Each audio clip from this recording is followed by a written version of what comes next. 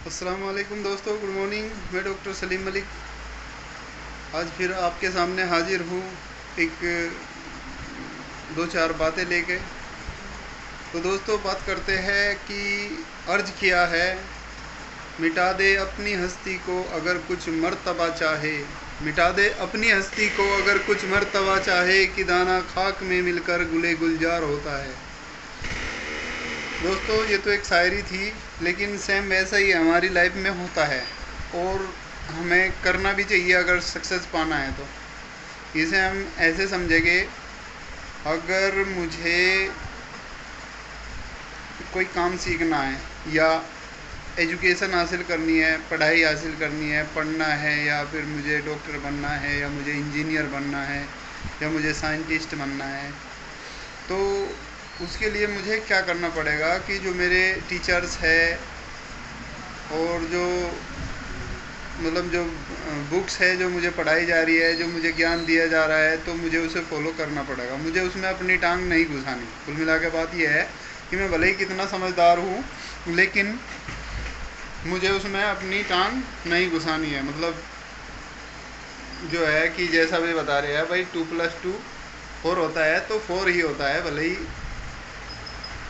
मैं उसमें ये नहीं कहूँ कि नहीं भाई 2+2 तो 4 नहीं 5 होता है या 3 होता है, ये तो गलत है।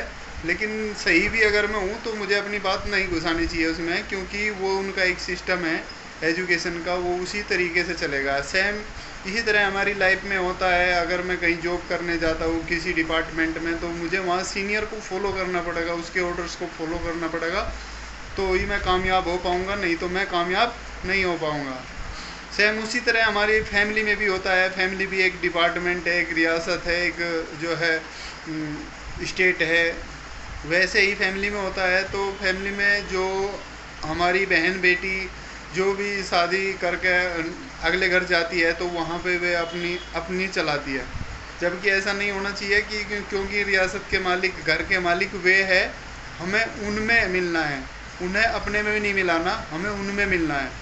तो देखने में आता है ज़्यादातर जो पंगे होते हैं, जो मियाँ बीवी में जो तकरार का कारण बनते हैं, वो यही बनते हैं कि हमारी जो बहन बेटी है वो अपने शोहर को फॉलो नहीं करती, शोहर की इताअत नहीं करती, और उसमें वो अपनी होशियारी दिखाती है, अपनी टांग अड़ाती है। भाई हम तो ऐसे करते थे, हम तो वैसे करते थे, हम तो ये करते थे, हम तो वो करते थे।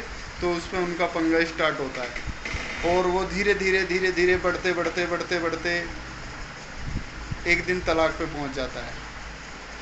तो दोस्तों, उसमें सभी है, मेरी दीनी माएँ बहनें बेटी सभी से अर्ज करना चाहूँगा और बताना चाहूँगा कि अगर हमें हम किसी के घर जा रहे हैं, तो हमें उनके ऑर्डर्स को उनके हिसाब से चलना है, न कि अपने हिसाब से।